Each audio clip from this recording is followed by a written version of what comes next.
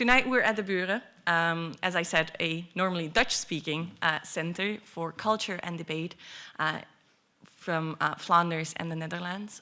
Tonight's evening is in English, but most, if not all, of the speakers have lived, worked, and or currently live in Belgium and the Netherlands. It's going to be an evening full of different formats.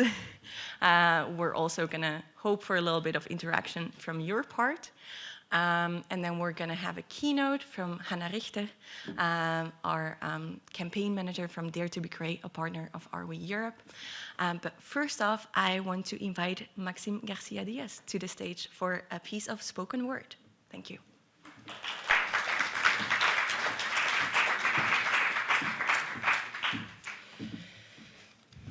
Hi. It's actually going to be a little bit less spoken word and a little bit more weird poetry. It's also really long, so bear with me. Okay. Can you hear me all right? Yeah. Okay. Can I see it all right? I don't know. I think it's okay. If there are other speakers that it's like perfect for, it's fine. Okay. This is called Silicon Chaos Magic. The first step is accurately naming the demons. At night, the border between my bodies is wafer thin, and I can't walk alone in deserted areas. Something will find me. https://apocalypse. You will own nothing, and you will be happy. Hillary wakes up and takes a shot of adrenochrome. This is a darkness, or several darknesses. She performs a series of comforting rituals.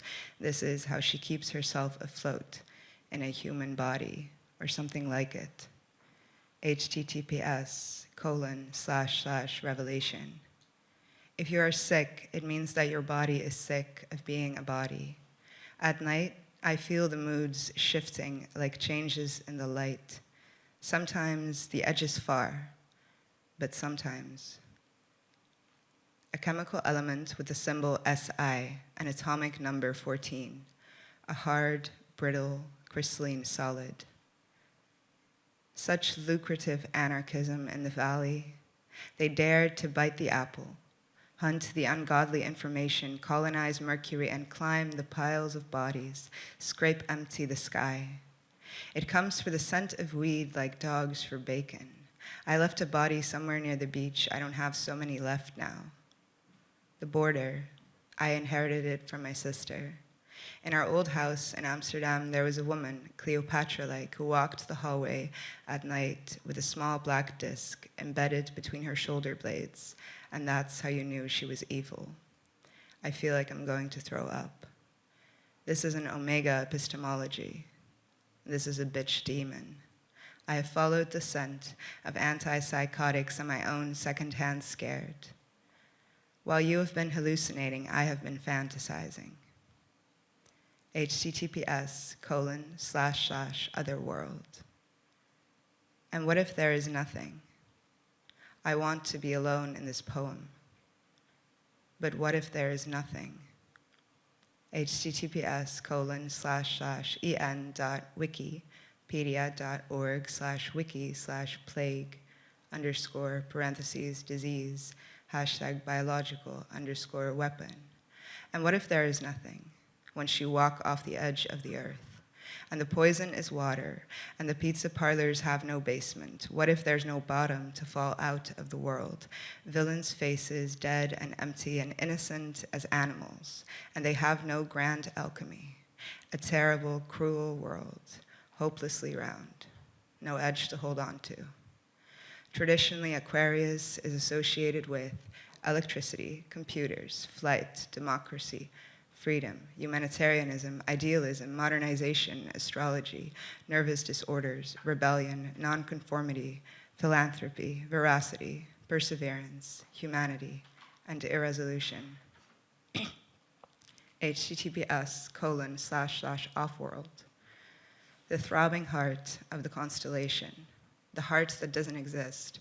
I wrap my hands around the heart and it shatters into fragments, smaller, bloodier hearts. Honestly, not saying this in the meme way, but all of them deserve to go to jail. I used to be a member of a message board around the turn of the century. https://prophecy. Mercury and the making of California, god of commerce, god of messages. You slice into a planet and a toxic metal spills out, silvery and liquid, burning and crackling with secrets, covert beauty, destabilized regimes, and easy fantasy. Communication is the sister of divination. We considered ourselves to be a powerful culture. Sending this message was important to us. This message is a warning about danger. Body in coma and riding on beasts. Take your pills with hot liquids. The moon wants to kill you.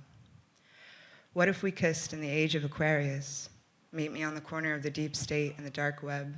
Meet me on the corner of Lemuria and the millennial kingdom. I want my odic force back. I want to live like a fiend. I want to eat animal protein and live in total chaos. https://disclosure. The heart of discourse. The mythic center of the network. The cesspool. How to map it. Within chaos magic, a servitor is a psychological complex deliberately created by the magician for a specific purpose that appears to operate autonomously from the magician's consciousness, i.e., as if it were an independently existing being. Did Britney Spears send out a coded message about mind control? Did Grimes predict COVID, vaccines, and war back in 2019? I am 17 years old and learning to read symbols. Lady Gaga on a black and white checkered floor. The covered eye. You cut into everyday life and the occult leaks out and everything seems a little more exciting, doesn't it? I smoke weed and read articles. I am a vigilant citizen. I am lost in arcane clouds. I am learning how to do close reading and formal analysis, which I will later apply during a cultural studies bachelor's degree. I am daydreaming about MK Ultra. You cut into life and find celluloid. Oh, I never believed it. Not really. But it sure was fun for a while. Like there was a secret to be told. Oh, there are at least 5 people living in my head, and they're all gang-stalking me from the inside. And I want all of this to mean something instead of just being randomly terrible, you know? This world is wicked and upside down. They are going down fast and they know it. The great cleansing of the world is at hand. Maybe their plan is secure and about to end or take a next step. They feel in power for sure. Is it because pigs are said to be biologically close to humans? Already some people look like monsters. He's either a demon or has a legion of demons in him. Buckle up. Jesus is coming. https://en.wiki. pedia.org/wiki/black_moon. A chemical element with the symbol Hg and atomic number 80, commonly known as quicksilver, the only metallic element that is liquid at standard conditions for temperature and pressure.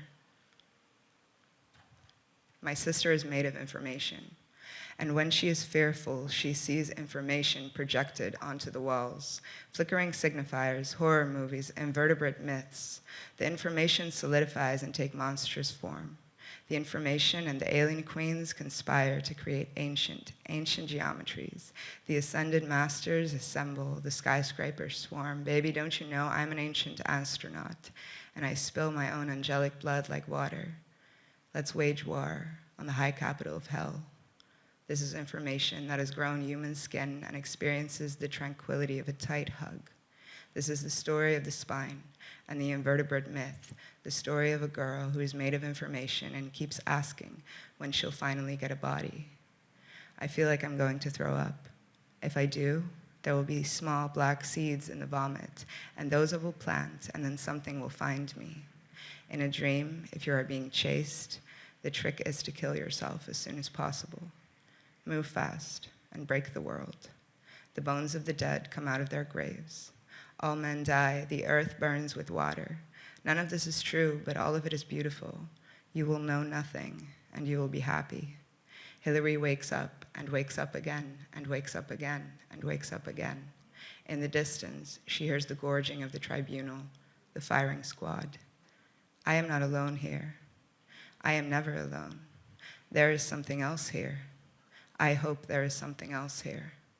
I want to be kept company by the conspiracies. The sky is too vast and empty otherwise. I stare at its blank face and begin to write on it. Thank you, Beth.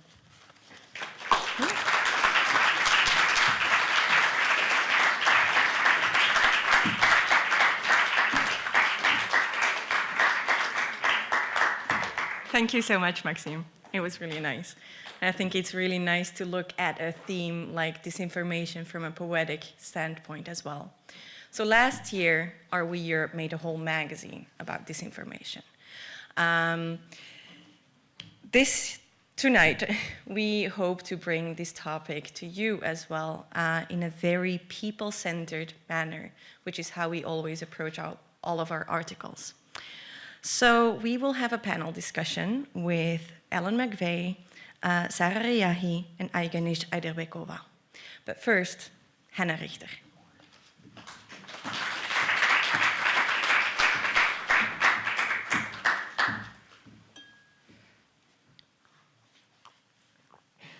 Hi, everyone. Thank you for having me tonight. I want to start by asking you to raise your hand if you have ever believed in a conspiracy theory. A few nervous hands there. Would anyone like to tell me what conspiracy theory they believed in? Less hands, but I see one right at the back. Tara.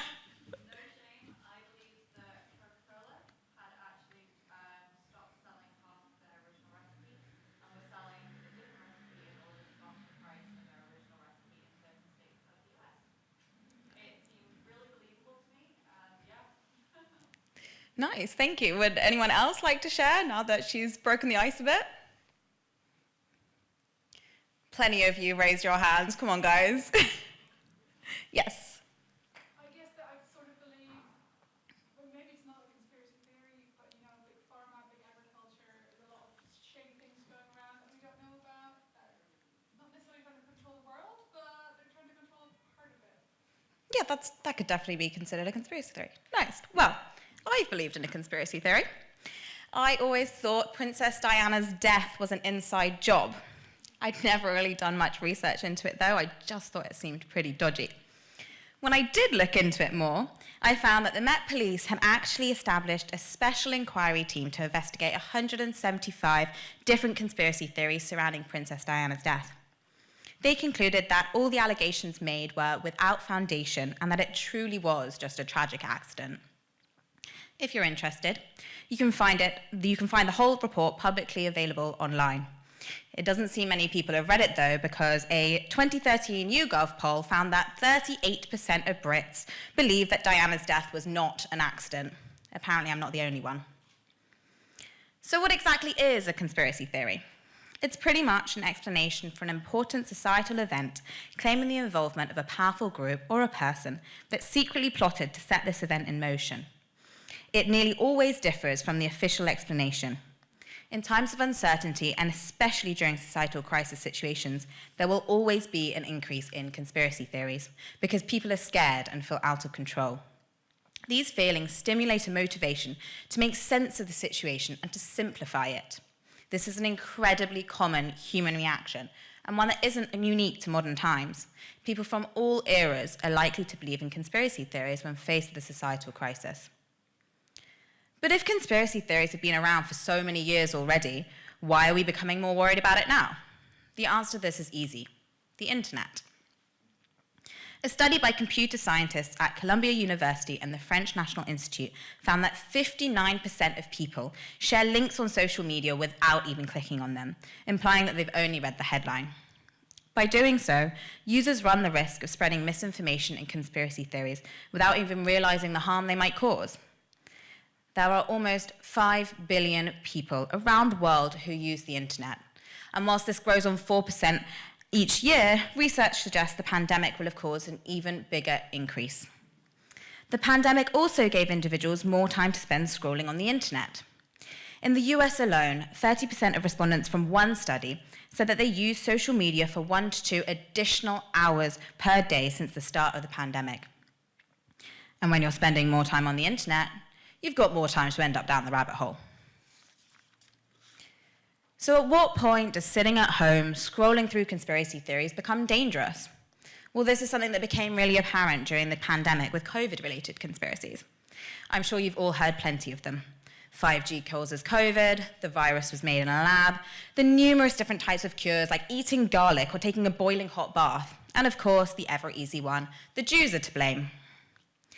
The more time individuals spent on the internet being exposed to and believing in such conspiracies, the less they trusted their governments and complied with the regulations in place to protect them from COVID. That said, there was one man in government that maintained the trust of individuals believing in conspiracies, a man we all know far too well, Trump. Trump tweeted that hydroxychloroquine could be the cure to COVID. A man took it, and he died. Trump continually called COVID the China virus, fueling an environment of hatred towards the Asian community, and subsequently a series of shootings leaving 6 women of Asian descent dead. Finally, although perhaps not the sole cause, Trump was still instrumental in mobilizing the attack on the Capitol on January 6, 2021. Trump was able to use his power and his influence to cause real-life harm offline, and he's just one example. The internet has given individuals the ability to amplify their voices on a scale like no other. And those with influence, those with a following, can use this to spread their messages dangerously across the world. 3 weeks ago, Russia invaded Ukraine, bringing with it what Ukraine is calling the first ever hybrid war. But Russia has been waging an information war online against Ukraine since 2014 and the occupation of Crimea, some say even earlier. Most recent Kremlin propaganda tactics have involved painting a picture that Putin is saving Ukraine from their own neo-Nazi regime, that the EU is decadent and its expansion is being forced upon Ukraine, and that NATO has continuously provoked Russia, so it's only natural they reacted. These narratives and conspiracies have been pushed into the EU by anonymous troll and bot accounts on social media, most likely deployed in a Russian-coordinated action. TikTok has also been facilitating the spread of misinformation, allowing old footage to resurface or audio from previous explosions to be reused on top of newer videos. Its algorithm has pushed some of these videos to be viewed millions of times, amplifying fear and confusion and preventing people from getting access to accurate information. And now, a new cross-pollination of conspiracy theories has appeared, as anti-vax COVID conspiracy theorists are linking their conspiracies to pro-Russian propaganda and the war. Some of the most interesting ones I found include the secret biolabs that Putin is helping to get rid of in Ukraine, and that the Jews are using the conflict to distract the world from a meeting in Europe about pandemic preparedness. When will we stop blaming literally everything on the Jews? We're nice people, I promise. But it seems that finally, these conspiracy theories may just stay on the fringe, and there's a light at the end of the tunnel. By waging this information war online, Russia has allowed anyone to join in, and that's exactly what everyone has done. It's not just Ukrainians fighting against Russia. Open source intelligence researchers across the world have been verifying every last picture and video to come out of Ukraine. Debunking disinformation often takes time, but this time, the world knew it was coming and was prepared. Russia is finally losing the information war on the rest of the world. That's not to say we're in the clear just yet. The war in Ukraine is a very fluid situation and it's constantly changing. New conspiracy theories are always popping up, not only surrounding the current conflict. So what can you do? Well, start by checking your facts and your sources. Make sure you're getting your news from reliable sites, not just from social media, especially when you share anything. Work together, get out your echo chamber. And when talking to conspiracy theorists, be empathetic and remember, we're all human after all. Thank you. Hope you enjoy the rest of your evening.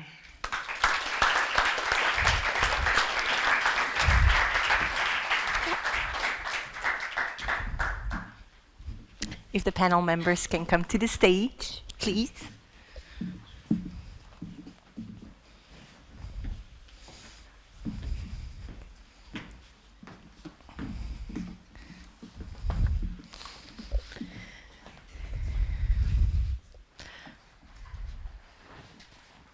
Wow, this feels intimidating. Yes. It does. It does.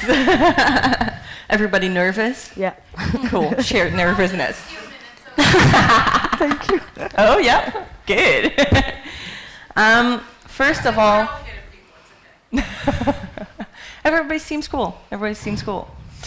First of all, I already welcomed the audience, but I want to welcome you as well. And maybe start with a little one-on-one question, so we all know with which background you sit here. So Ellen, you are the author of The Radicalization Gateway. It's an article in Are We Europe's latest magazine, the disinformation issue, about the Dutch town of Bodegraven. But what is the story really about? Thanks. So the story, I guess at its core, is the story of online disinformation suddenly bursting into the real world. So the story of Bodegraven is basically starts with one day suddenly in February 2021, so roughly a year ago, in the town of Bodegraven, which is in South Holland near Leiden. Suddenly one day in February, in the middle of a snowstorm, hundreds of flowers arrived at the cemetery on the outskirts of the town, which is not that unusual for a cemetery, but there was hundreds and hundreds of flowers, and they were lining all the way from the road to the entrance of the cemetery and on certain graves in the cemetery as well. And what was really strange was that a lot of them contained messages on them relating to a satanic pedophile cult. A lot of them were directed to the mayor at the time, saying, you need to take action against these satanic pedophiles. A lot of them were addressed to parents of children who these people believed had been murdered in the 1980s by this satanic pedophile cult. And so this had been a conspiracy theory that had been kind of marinating in these online communities for months. But for the residents of the town, this was the first that many of them had heard about it, just when it suddenly burst into their lives in the form of hundreds of flowers. So the online conspiracy, was basically what the note said. The idea that in the 1980s, in this town, there was a satanic cult that had been murdering children, abusing children, and that no one had done anything about it. No one knew about it until this time. But one former resident of the town had contacted some people that run a YouTube channel that spread a lot of disinformation, and told them that he had suddenly recovered memories of a satanic cult in this town, and he gave names of people that had been murdered and who were in this graveyard. He gave names of the people who were involved or who had perpetrated the crimes. Obviously, there was no evidence. A couple of the people who he said had done it had actually never lived in the town. But I think it was a real example of, just what happens when, disinformation that can be quite easy to believe if you're in a community where it's spreading can suddenly burst into the world and really confuse the people living there. Yeah. I'm interested in hearing more about the real life impact on the people in that town, during this evening. But first, let's go to Aiganysh. You're over there. Sure. As a researcher for Bellingcat, you often dive deep to find the truth. How does this information affect your day-to-day work? Mm-hmm. So at Bellingcat, we do investigations, we do research based on open source data, and that means we look at stuff that's posted on the internet. And there we, of course, have disinformation, we have lots of information, so we encounter disinformation quite frequently, let's say, and it really depends on the project what we are working on. So, for example, we are working on QAnon conspiracy research, so their disinformation level will be just huge. But if we are looking into Ukraine, for example, monitoring, then we will have relatively much smaller rate of disinformation, and most of them, photos and videos that we find, will be actually legit. We just need to verify it. We need to geolocate it. But of course, there is some disinformation going on, especially from the Russian media. And at the end, it really depends on the project. But in everyday work life, I encounter it. Do you feel that sometimes you can still hide away from disinformation? Yes, actually. If I'm doing investigations into corrupt officials, for example, Nice. Then there is like no disinfo. There's just uncovering all their like bad stuff. Good. Yeah. It's good to have a little bit of a balance, maybe. Yep. Sarah, again, to the other side of me. You work for the European Network on Religion and Belief. Why is fake news and disinformation important to an organization such as yours? So, yeah. Hello, everybody. I don't know, I feel like I'm struggling with my mic, maybe to put it on. Oh. Wow. Amazing. So I'm working at the European Network on Religion and Belief. So we are an equality body, and we focus on the strands of belief and religion, and we base our work on the EU charters on human rights and other international human rights charters. And so you have little flyers, I think, on your seat, and I'm the one with the trolls on it. So basically, my organization is part of a project called Get the Trolls Out. And so we aim at combating anti-religious speeches and hate speeches. So I think it's quite interesting when you're talking about, I think we think conspiracy theories are, of course, found online, but there's a real-life impact, and I guess we'll have the time to talk about that.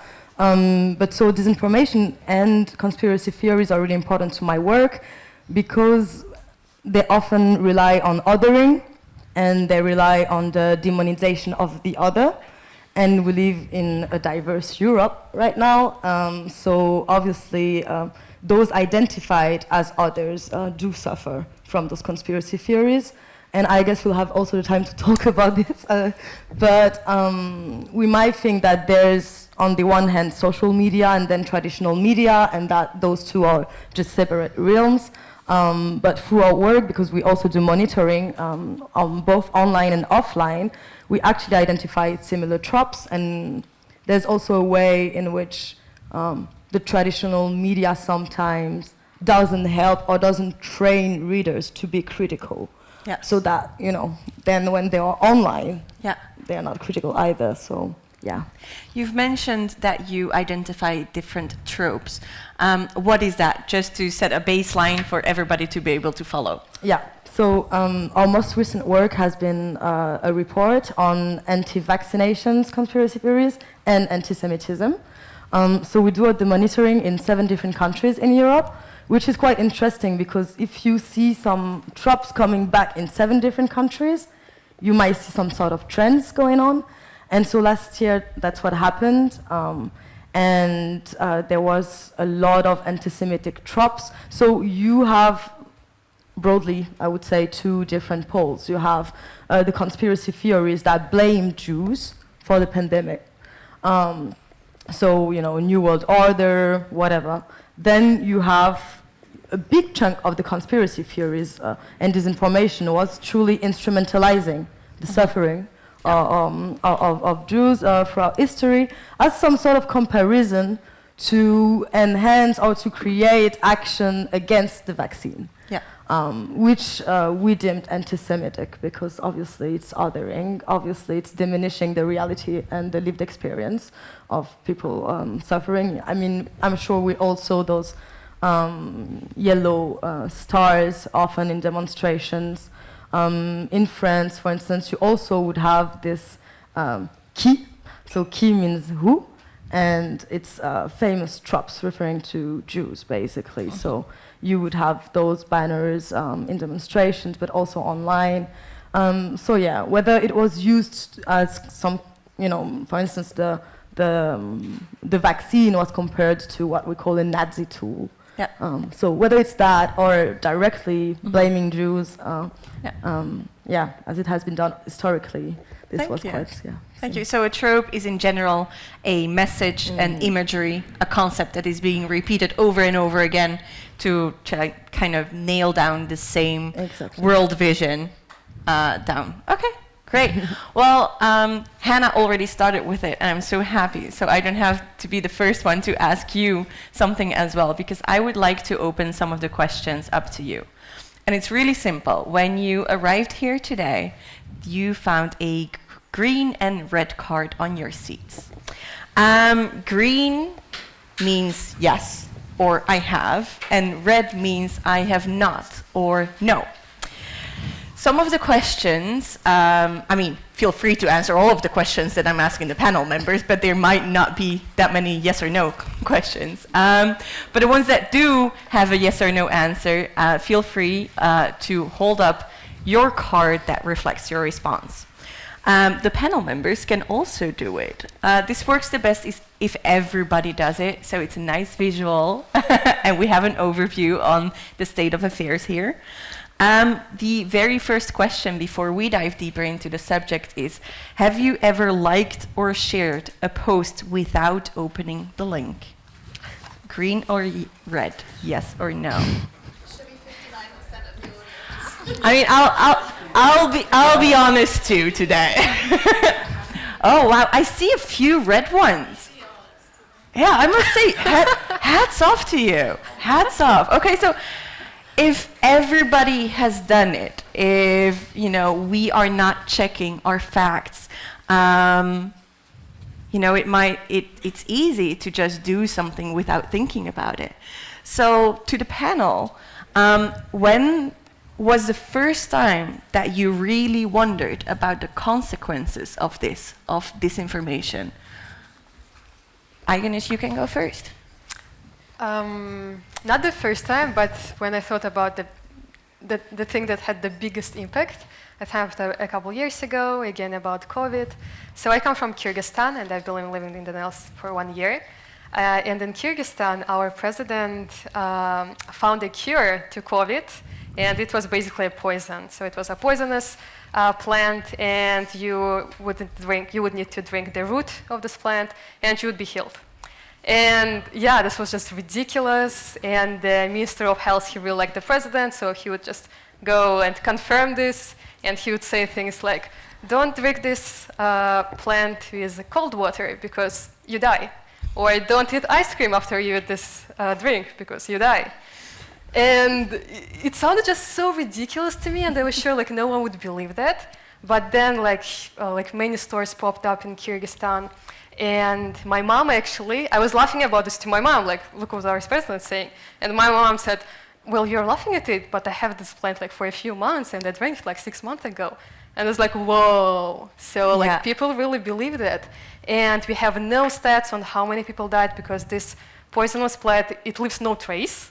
And this plant was actually used in Netflix shows a few times. And so then I wondered on the impact. Also, as a president, he actually did experiments on the plant in hospitals where COVID infected stayed in, and without their knowledge, they would give it to them. And again, no one knows what happened, because if they died, they would blame it on COVID, or they would blame it on something else. So yeah, this one was just ridiculous. I've never even heard about this. Yeah, Kyrgyzstan is a small country far away. It is a little bit far away. Yeah, but the thing is ridiculous. Yeah. Do you remember the first or the most intense time that you thought about it? About disinformation in general? Yes. Yeah, I am actually, it's not related to COVID at all, but I was at uni in the Netherlands, and I remember we had to read a book called Submission by Welbeck. And I was the only French person in my tutorial, I remember. And for everyone, Submission is basically the story of Islamic Muslim takeover in France. So it's another conspiracy theory called the Great Replacement. And I remember just, people telling me, "Wow, the story is nice." And there was no critical thinking with regard to, I don't know, let's maybe explore the history a bit. What is it in France? And I don't know, it really made me feel it made me think of Edward Said, because at some point talking about the way we might perceive the Oriental other in the West, he said that Orientalism was a part and a big part of our culture, political, social, everything. And he used that expression, he said, its tropes have become common sense knowledge. Mm-hmm. And I think this really freaked me out first. But because this was really the first time I was wondering, how do you do when some tropes became so much common sense knowledge? No one is going to put them into questions. Yeah. And I think that often when we talk about conspiracy theories, we imagine people, maybe socially awkward people staying on their computer all day long, and we always feel like, not me, I'm educated, I don't believe in those things. But I think we might want to rethink about that. Yeah. Maybe there's some, and when you think about the Great Replacement, I think this is a mainstream kind of conspiracy theory. It can also, it's almost intellectual, if you think about it. It's quite an inquiry. So this is the first time, I was, because I knew the physical reality or material reality of what it means to grow up in France as a Tunisian and French woman. And, all my peers were really clever in class, but because they lacked some information, then they would drink the tropes. So, this was my first time actually common sense knowledge. Thank you for sharing. What about you, Ellen? I'm not sure it was the first time, but it was one big event that then also came back a lot when I was writing the article, which was the Pizzagate story. I don't know if you guys have heard of it. You can put up your... which I thought was quite spooky actually, with how similar it was to the story that I was writing about, that suddenly disinformation just sprung into the real world. So I don't know, most of you probably know it, but the story was... the story was, so there was, I think it was actually pre-QAnon, but it was basically the same story of QAnon, which was that the elite in America are satanic pedophiles and they're murdering children and drinking their blood, I think was the exact story. And where this was happening was the basement of a Comet ping pong restaurant in Washington, D.C. And so this was like a conspiracy theory, had been going for a few years, I think. People were believing it, but nothing was done about it yet. And then one day, a guy went into this restaurant and with a gun in an attempt to free the children that were being kept there as slaves in the basement. And it turned out there was not actually a basement even in it. And obviously there was no children there. But I think the fact that, these things, when they're online, it can be easy to dismiss them.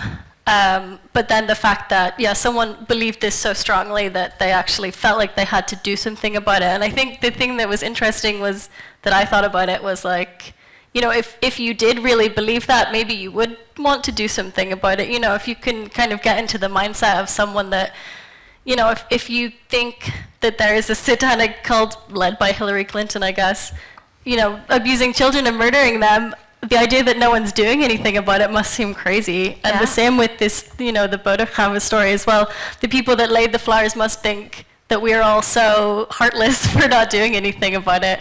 And I think that was really what, if you can get into that mindset, I think that was the first time that I really felt like I was able to get into that mindset as well. And so that was really what sparked me being interested in disinformation. Yeah. I would almost hope that if people really believed that we had children in the basement here, that they would storm the building and then try to rescue them. But what is true and what isn't. We've touched upon some trends already. We've touched upon anti-Semitism. We've touched upon satanic cults everywhere, apparently, in the world. And then, of course, all the anti-COVID conspiracies. Which disinformation trends have you seen gain more traction in the most recent years? Honestly, I would say definitely those ones playing on the survivals of one's identity. And I mean, in any way, I feel conspiracy theories often work because they imply a question of survival. And as you said, if my survival is at stake, for sure I'm going to do something. To me, what I noticed was this clash of civilizations, definitely. The Great Replacement so far is a big trend, especially here in Belgium. I think that maybe the French export a bit of their conspiracies here over, and so it's a bit of a... We copy paste. Yeah, not everything, please, not that. But, yes, this definitely, and I think this new world order has taken a new.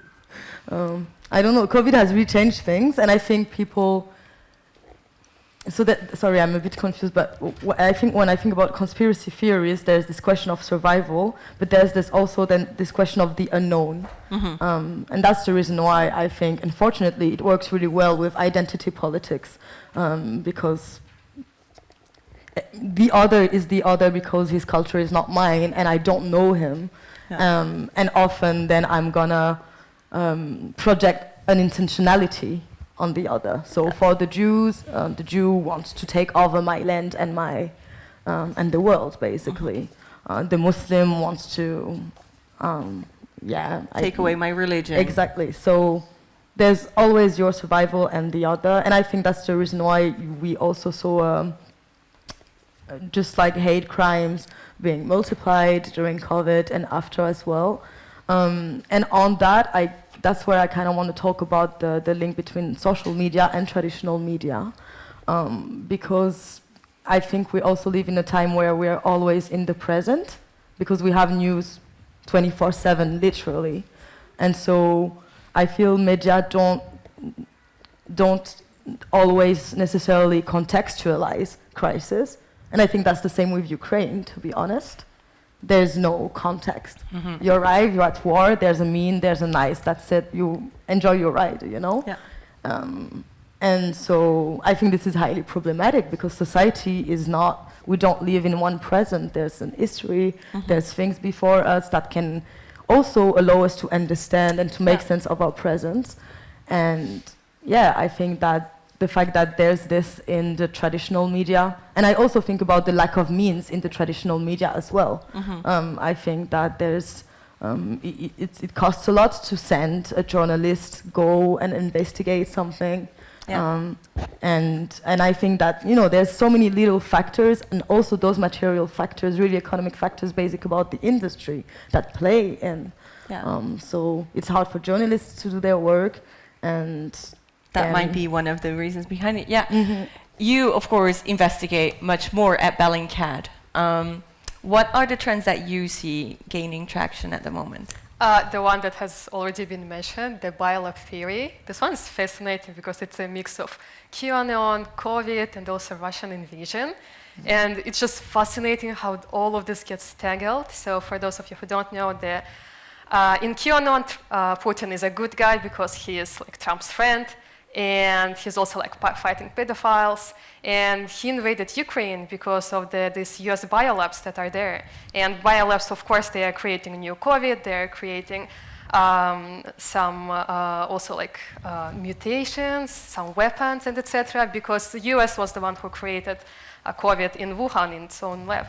And it's just fascinating how big of an impact it had, because it's not a new theory, actually. I found it like as early as like last year, like a year ago, it was already there. And nowadays it's just gained like more attention in QAnon, maybe in far right, and it got picked up by Russian state media, like Russia Today, and then like like Russian ministers started talking about it, and then Zelensky had to like talk about it to address this, and then it got also brought up in the US government. So it's just crazy how, this gets so much attention. Do you think it's a good or a negative point when the traditional media actually picks in on conspiracy theories and responds to them, even if it's just to say, this is bollocks? I think we should still do it, because that US has biolabs in Ukraine turned out to be true, actually. It just, the purpose was completely different. It was the biolabs that was left by USSR, and the point is to actually to prevent this, the spread of whatever there was. And for the person who never read about it, if they found it officially, like it was confirmed that there are US biolabs in Ukraine, then they would just 100% believe it, and that's what like QAnon did. And when I read about it, I was also like interested. Oh wow, there are really US biolabs in there. So I had to like type in, I had to Google and find out like the truth. So because other media has reported about it. Yeah, of course. So some of the examples that you give really sound like my elderly aunt is posting something on her Facebook wall or newsfeed, as it's called right now. And then some other stories sound like it's 2 o'clock in the morning, I'm at the bar, and everybody has way too much to drink. But in which world do we live now? Is this disinformation living online, offline, or is it really a combination of both of them? And maybe, Ellen, you have seen it a little bit firsthand in Bodegraven. How do these worlds collide?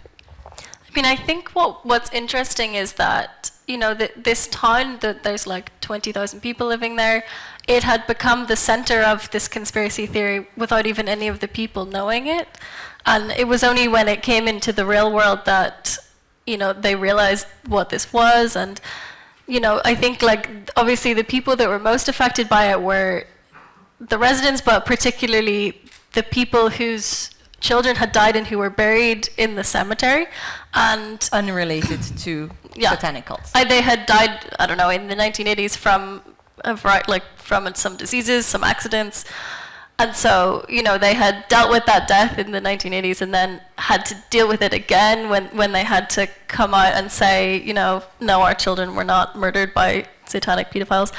But I think, like, what was interesting about it is, you know, the mayor came out and he was like, please stop coming here. You think you're doing good things, you're not. Like, please stop bringing flowers here. But I think what was interesting, though, is that the whole point of these conspiracies is that you don't necessarily believe, you know, that it's like a information loop, that if the mayor comes out and says, no, there is no satanic cult here, to some people that's just more evidence that there actually is a satanic cult there. I think it's, you know, like, obviously the mayor would say that because, you know, and he's part of it. Twice. Yeah, yeah. And like all these people, like if you say, you know, oh, like the one person that became part of the conspiracy, which connects it to the corona stuff, which was weird, was that Jaap van Dissel, who was like the head of the Center of Disease Management in the Netherlands. He apparently was the head of this cult, even though there was no evidence he had ever lived here. I think he's lived in Leiden his whole life. But, you know, him coming out and saying, no, I never lived there. If you believe the conspiracy theory, that's just more evidence that he actually lived there. So I think it was, you know, what was interesting was that there was just these two circles that there seemed to be no crossover other than just the events that happened there. Yeah. You know, the information that the two sides were getting were just completely, you know, irrelevant to each other, basically. So did some people in the town at least try to understand where this came from? Or were they just completely flabbergasted and hoping that it would die out soon? I mean, the people that I went there and I talked to some people, and basically at that point it was like half a year later, and for most people it seemed that actually it had died out, and for them it was just like a couple of crazy weeks that like suddenly there was all this, you know, flowers at the cemetery, and there was like notes around the town telling the mayor to, you know, deal with these cults. But then for them, like, it disappeared almost as quickly as it had come into their lives. And I think, like, but it still was marinating in these online communities. And I think, like, you know, the mayor was still dealing with it. The families were still dealing with it. But yeah, I think it was interesting that for some of the residents, it was just this little blip, this weird thing that happened, and like the ones that I talked to anyway were just kind of like, yeah, they were weirdos. Don't know what they were talking about. Like, yeah, just kind of. I think maybe they didn't grasp like how much of a foothold it had in these online communities, maybe. Yeah. And I think maybe when you're talking about conspiracy theories that really identify a whole community, a whole group of people as the perpetrators, that can also have much more severe consequences to your day-to-day life. Because you were telling about what you went through at school and things that you heard there. So that is not online. That's a very everyday reality. Yeah, no, definitely. Definitely. That's what is interesting. And at the same time, if I talk again about this French case, you know, if you look at it historically, when a threat is being built, so if I want to make you believe that this Muslim right here is really threatening your life, for it to work, there are often two conditions. The threat has to have a contextual resonance. So, for instance, if you know, we had terrorist attack right before, and then I tell you this guy is a threat, you might be more inclined to believe me. Yes. And then there's the historical relevance of the threat. So if this one individual or this one particular community has been historically and discursively perceived and portrayed as an enemy, as a threat, it's a little button that you have to reactivate, you know, in the 21st century. And I think we saw that with COVID-19 and antisemitism, you know, because it's so old, it resonates so much in our cultures that we're really quickly inclined to jump in.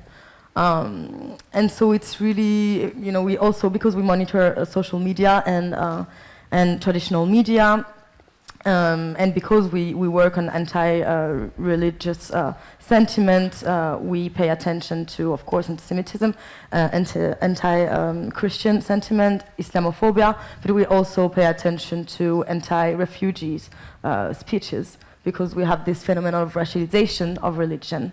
And it comes down again to the same. It's like, as soon as you're identified as the other, then there must be a problem.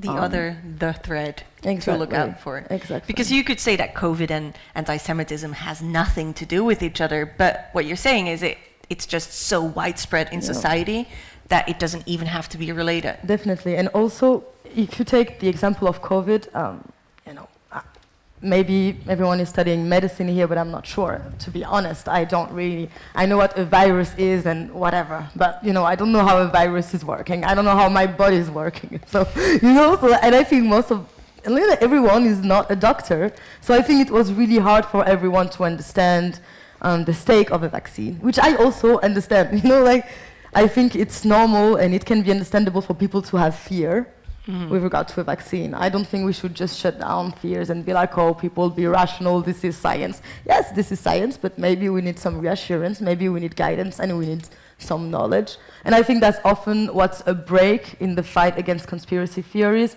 is that we come up with some sort of feeling of superiority. As I said, we think it will never happen to us.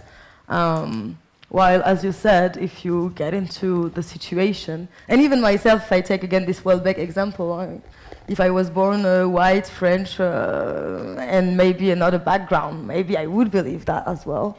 And so I think it's this. And at the end of the day, what I'm saying is we're all human, as you were saying as well, right? You know, you were quite surprised when your mother told you that she was taking this, you know, this boiled down version of a poisonous plant. Did you ever expect her to believe anything related to conspiracy theories? Is she a little bit naive, or? I'd say COVID conspiracies, yes, definitely. But for the other conspiracies, no, because the Kyrgyzstan's, it doesn't have really that many conspiracy QAnon. It's not popular there. This Jews topic, like antisemitism topic, is not popular there. So I don't think in Kyrgyzstan we have conspiracies developed yet, but I do know that the majority of Kyrgyz people, they do believe that Russia is saving Ukraine, so this disinfo is very popular in Kyrgyzstan, because of the media, because like Russian media is on Kyrgyz TV. So does that cultural difference in which disinformation trends pop up in France and which ones pop up in Kyrgyzstan or, you know, other regions, does that tell us about the historical context and the trigger points that we have in our societies? I guess so, yeah, because Kyrgyzstan being a post-Soviet country, Kyrgyzstan like being like not English speaker, or also like half of the population like speaking Russian, we have more like conspiracies in Russian, so we are more susceptible to the Russian ones. What is a typical Russian conspiracy theory? Right now it's just like Putin being a great guy, Putin saving Ukraine, and that's the one I'd say. So I'm hearing threats before it was survival. You know, it's also trying to save somebody else. So the fact that conspiracy theories are so popular, does that just say something about how safe we feel in our own lives and in our own beings? Yeah, definitely. Yeah. I would say so, because again, with this example of there's something sometimes you might feel like, you know, it's beyond my understanding. And COVID is to an extent beyond my understanding. Politics as well, international politics, even more. You know what I mean? Yeah. So at some point, if someone comes up with a little easy peasy story where maybe I can be in the nice spot as well, it's going to be convenient. For sure it's going to be convenient, you know? Yeah. So I think, of course, there's a lot of comfort in having a straight story. And it also hides the due complexities of our world, you know? I mean, for sure. And I think the situation in terms of media with Ukraine is really hard to sustain because, of course, you have the Russian propaganda, but then are we, as Europeans, living in a vacuum and, you know, just witnessing history and trying to help here and there? You know, it's like, I think because so many things are beyond our understanding, but at the same time we have access to so much data, then we might fall into traps, I would say. Yeah. I would love to hear from the audience again, or see from the audience again. Have you ever debated a topic online in comments or DMs with complete strangers? So you see something on Twitter, Instagram, and you're like, no, this is not right. Let me explain. Oh yeah, I was going to be honest today as well. I made the question, now I have to think about it. I did it recently for the first time. Ooh. Yeah, I'm very conflict avoidance.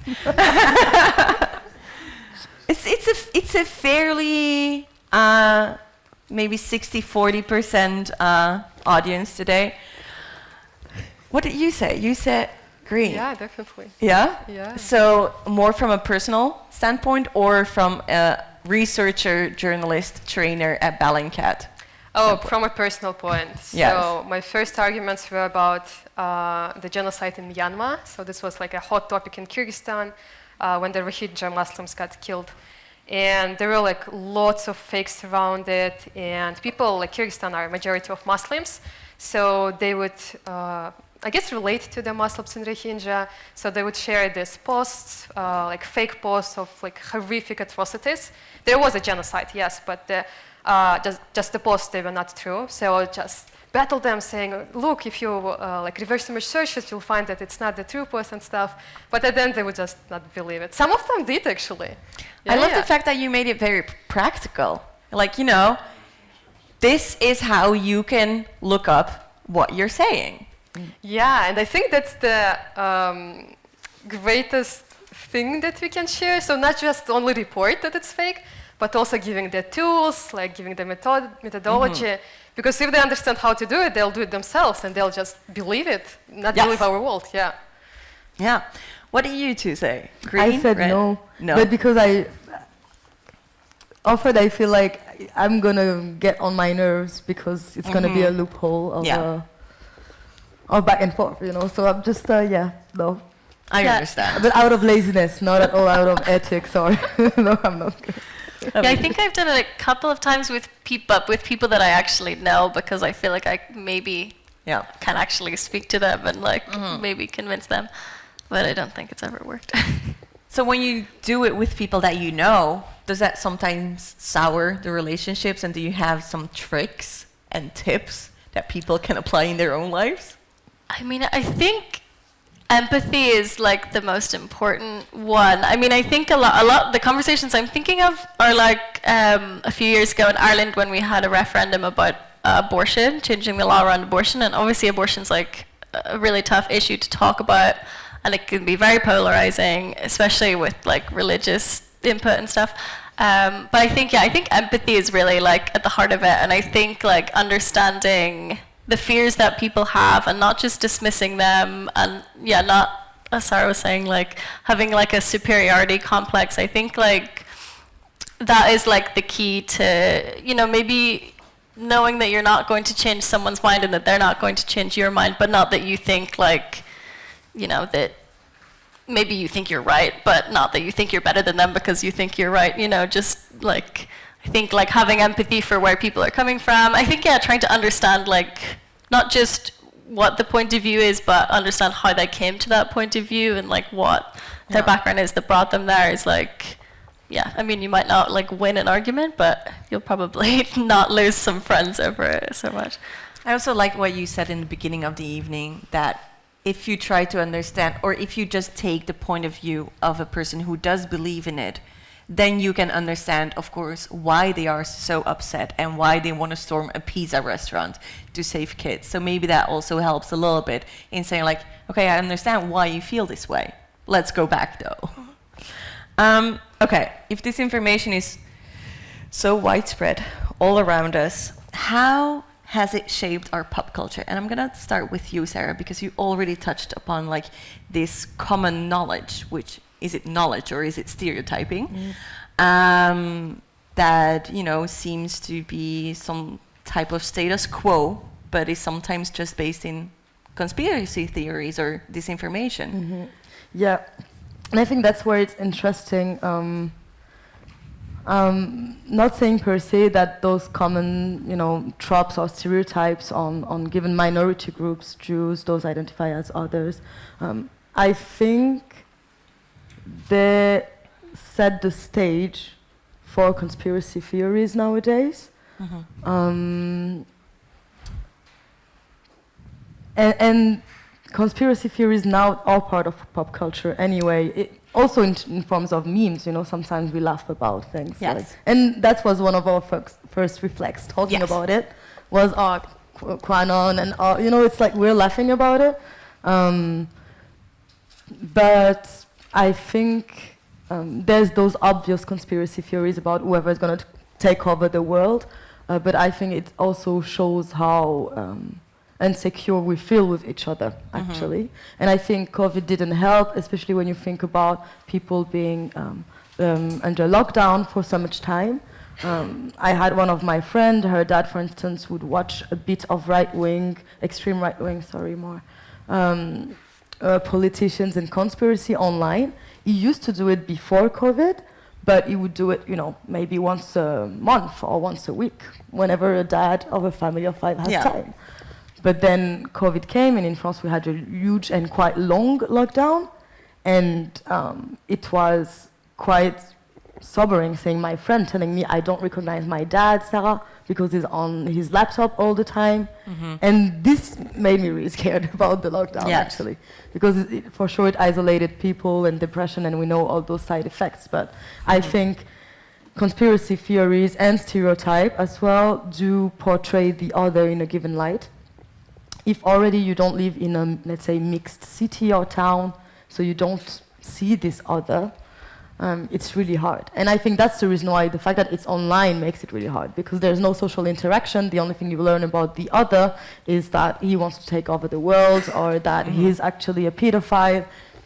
But truly, there's no human being behind that. And I think that, social anxiety might not help here. So you also mentioned memes. So maybe another way to looking at this topic is not what disinformation trends are already online, but how has that shaped some type of social media language and imagery, and what is being done in a humoristic way against disinformation. Does anybody have any experience or examples from that? Memes combating disinformation? Memes against disinformation, or these big stories that gain tractions and are viral against disinformation. I know I did not prepare you guys for this. What's that question? I'm going off topic. No, I mean, we use it, for instance, with the get the trolls out. When we say get the trolls out, it also means get the trolls out, right? Yes. So we try to be funny here and kids friendly in some ways. But I don't have Twitter. I cannot help that much. But do you have any? Yeah, I'm sorry. Does anybody in the audience knows of a nice example of fights against disinformation? Yeah, Maxim. Well, not fights against it, but the way it pops up in pop culture. Yeah. I was really into this conspiracy theory, not seriously, but kind of, about the Illuminati. Yeah, there's actually a microphone coming to you. The Illuminati, it's not on. Anyway, I think people can hear me also. Yeah. And so I think when you look at the articles on the websites that are like, these music videos, these things in these videos show that these people, like Lady Gaga or Beyond. It's. Oh yeah, okay. That all these pop stars have been bought by the Illuminati.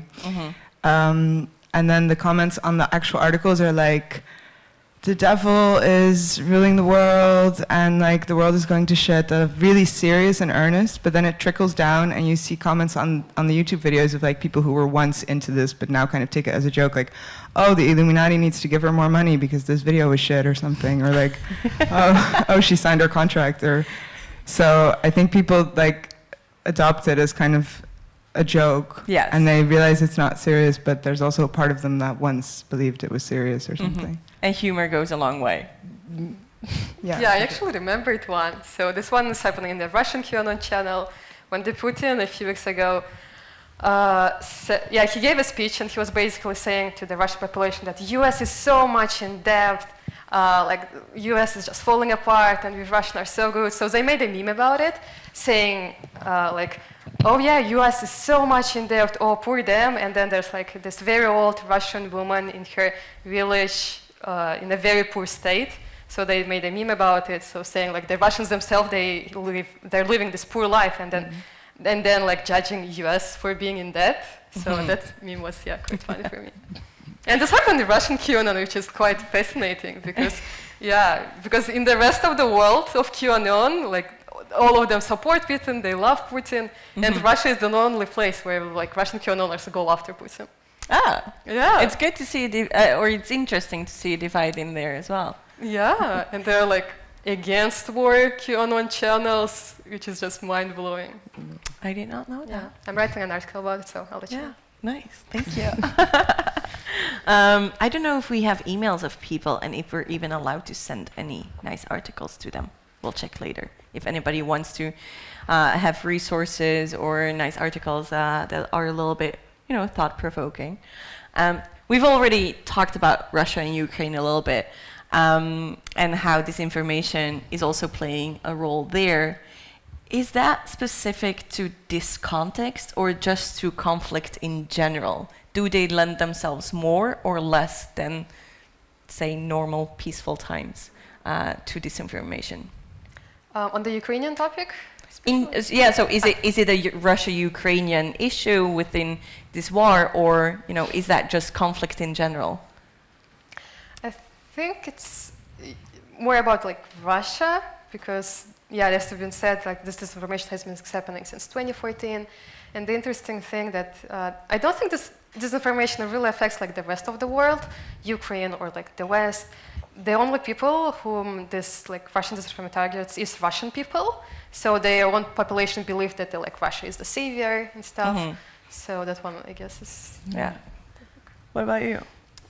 I mean, I would say that war is definitely a time of crisis, and it's a time where, where discourse matters. But as it would matter, for instance, in other contexts, if I'm talking about political elections, for instance, yes, that's a moment when, information matters. If you are the one it's great to have the weapon here, for instance, with the war, but if you are the one leading the narrative on what is actually going on with this conflict, it's actually like really precious, So I would say definitely, because there's so much at stake, and then it lends itself to disinformation, but I would say with different actors, because here we're talking, it's a totally different game, like here from the COVID-19 pandemic, where it's more, of course, you had leading figures and leading doctors as well, spreading theories or giving remedies like that, but it would also be just the people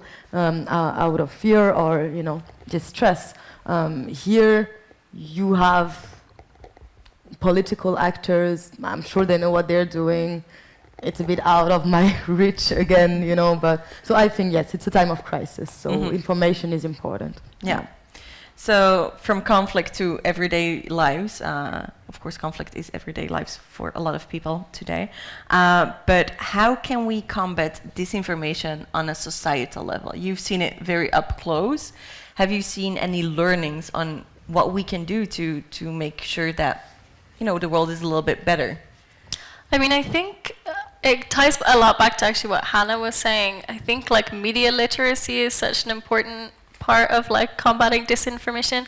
I think, we kind of judge, maybe it's outdated, but judging like how developed a country is by how literate their population is. And I think now with so much of the population using the internet, I think like internet literacy and media literacy is also should be, viewed as like something that governments and society should really strive to like promote in their societies. I think like, maybe people, those of us who work in journalism, whatever, or who like read a lot of articles, you have like an idea in your head of what a real article looks like and what a clickbaity article looks like. But for a lot of people, they all just look the same. And especially on social media, when so many people are getting their news from social media timelines or from like news aggregator sites, and it is actually a lot harder to discern what's like a really reputable news site and what's just like some person with a YouTube channel. Yeah. And so I think like that kind of, about, it can be good to check your facts and, all this kind of stuff that's like, should be built into the culture. But I think like a lot of it is just like giving people the tools to do it for themselves and not have to, fact check it, but just like to be able to know instinctively like what's a good piece of media and what's not a good piece of media, or what's disinformation or what's not disinformation. Yeah. And I think like it's surprising how difficult that is actually. Yeah, because we've already asked if you've ever believed a conspiracy theory. Of course, that's kind of like a big thing. But I want to ask you, have you ever believed a fake news story, a story that turned out not to be true?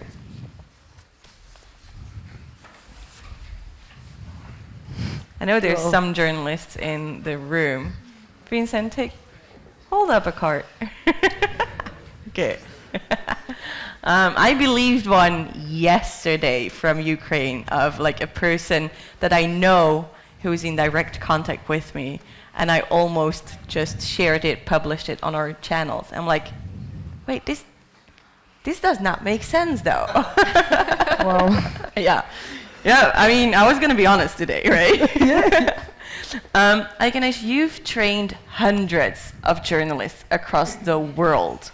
How resistant are our news organizations to disinformation today?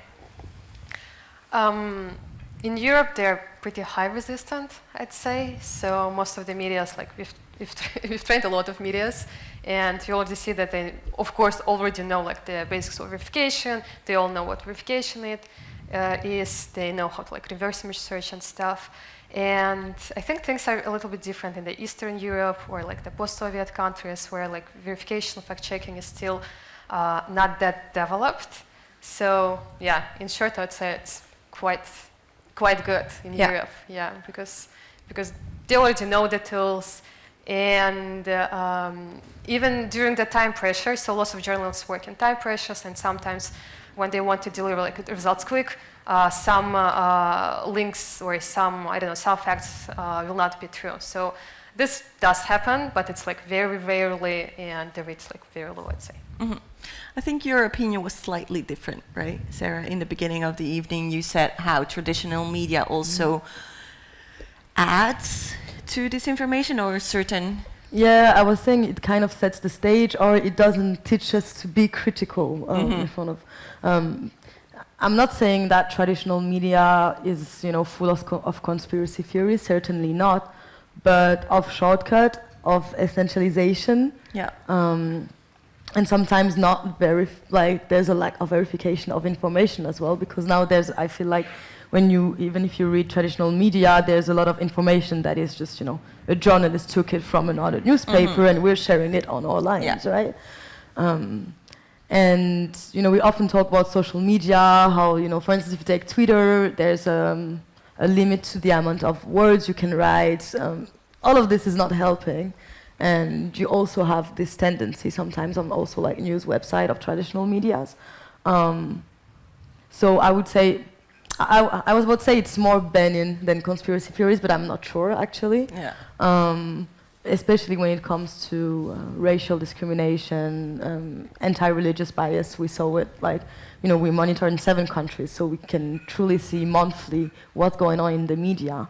And whenever there is here in Europe a person of color being criminalized or accused of something, you read the newspaper, and most of the newspaper are just, just saying the facts, and not the fact, but just saying, okay, this person will have to leave the territory of this person, will have to do that, and there's no context, there's no just investigation, and I'm like, where's the journalism? Because journalists are not supposed to be just like government communication channels, right? I mean, there's supposed to be a bit of critical inquiry in that, and I think that the more we give the tools, as you said, to the youth, but we also try to make ourselves as media professionals responsible and accountable, and making sure that we do not rely on stereotyping, even though, for instance, it's just a little sentence, and just sometimes asking, is it necessary to say the race or the ethnic background of that person? Why would I say this person was Muslim? Yeah. If it doesn't matter in whatever story I'm reporting or covering, why would I say that? And why am I? So I think it's also this. And definitely we should revise our vision of what is objective, what is neutral, what is...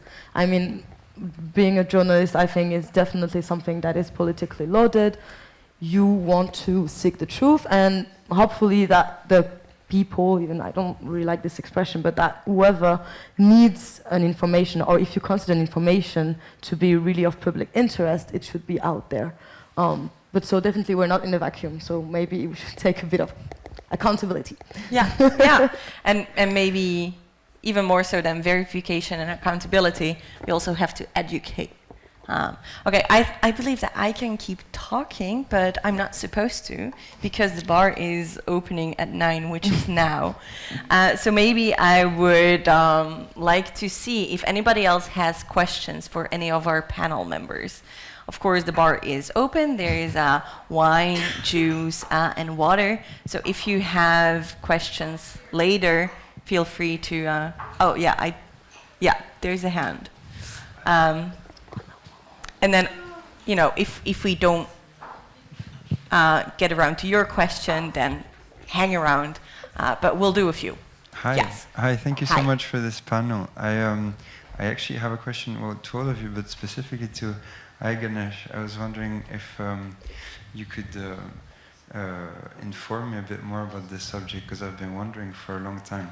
When you do fact-checking on a piece of news or any kind of piece of information, when is the moment that the subject is closed? So how do you get to a point where you say, okay, the US is definitely not growing new mutations in biolabs in Ukraine? Or when do you get to that point where you can be sure? Because I'm sure it can be a nightmare to have solid proof, and then when you have it and it's gone through your process, how do you go about sharing that?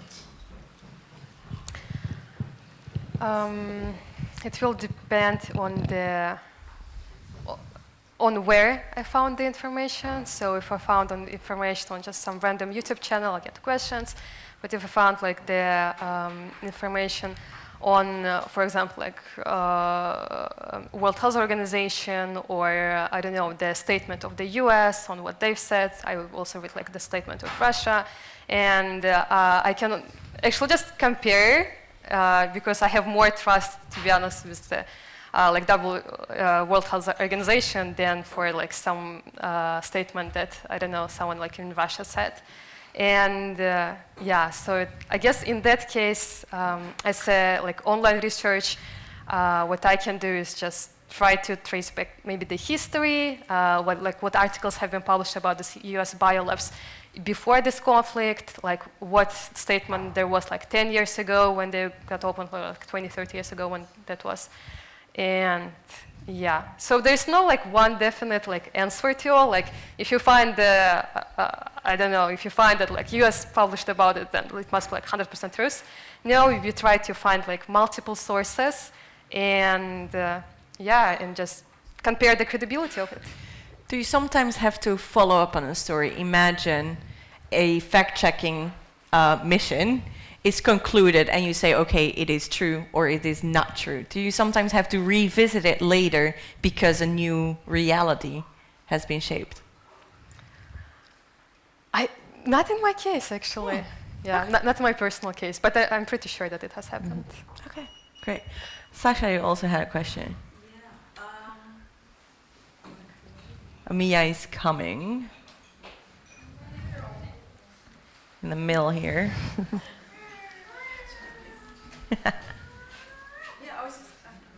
Okay, I was just wondering, like a question to Ellen, as you were saying about staying friends when you empathize and seeing their perspective. I was wondering, what if someone believes in a certain theory that is actually very discriminatory and dehumanizing, and as sorry. And as you said as well, like when you talk about othering, for example, you've seen in Poland about the anti-LGBT theory that has been shaped since the 90s from the church, about believing that any gender equality, LGBTQ plus freedom is kind of a colonization of the mind and dismantling the traditional family, etc., or like believing in superiority of the race. I was just wondering, like, do you stay friends with, I was just wondering, how do you stand within that, like, when you've, encounter such case?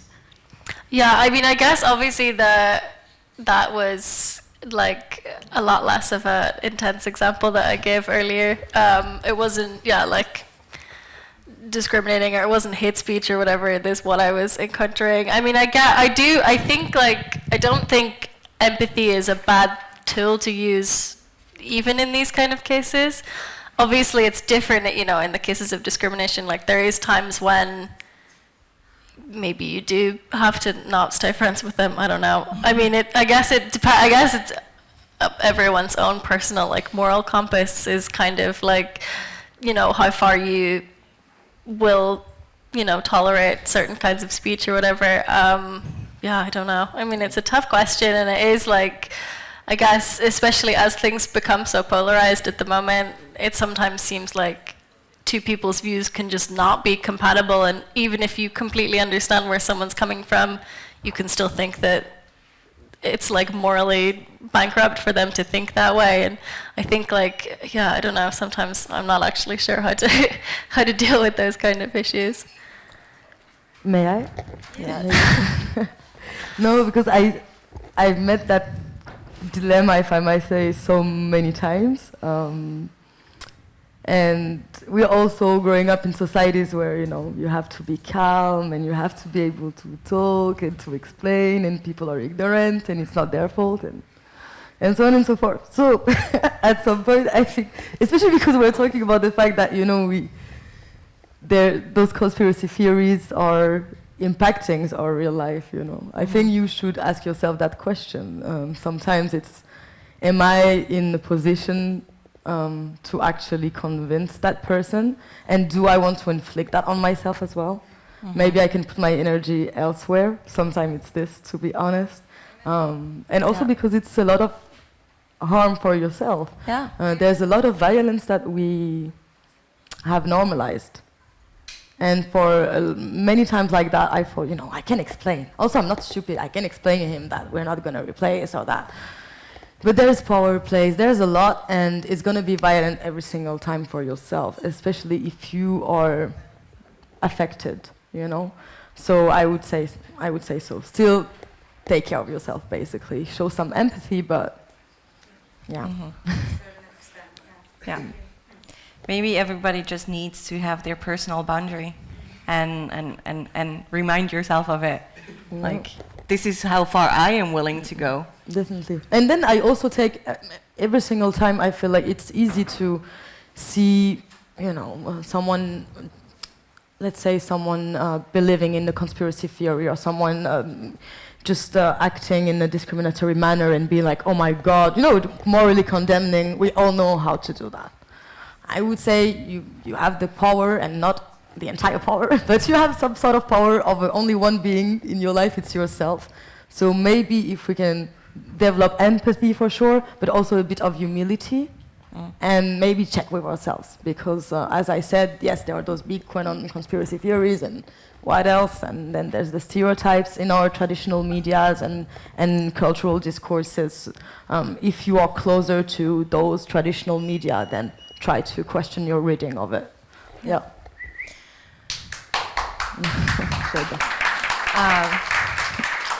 If there are no more urgent questions, again, the bar will be open.